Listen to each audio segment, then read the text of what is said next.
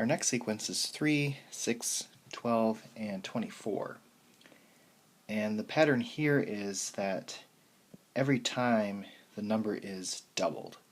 So we're multiplying by 2 every time. So 24 times 2 would give you 48. Multiply that by 2, you get 96. Multiply that by 2, you get 192. So this type of sequence is called a geometric, but that's something that we'll talk about later. So number 6 is kind of a different one. Let me give you the answer, then I'll talk about it. So the next three terms are 13, 21, and 34.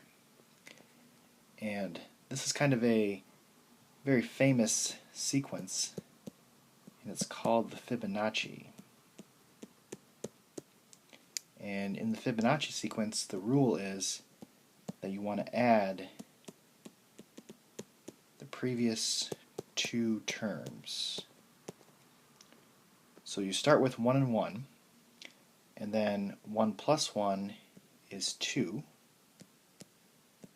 1 plus 2 is 3. 2 plus 3 is 5. 3 plus 5 is 8. 5 plus 8 is 13, and so on. So a very interesting and very famous sequence.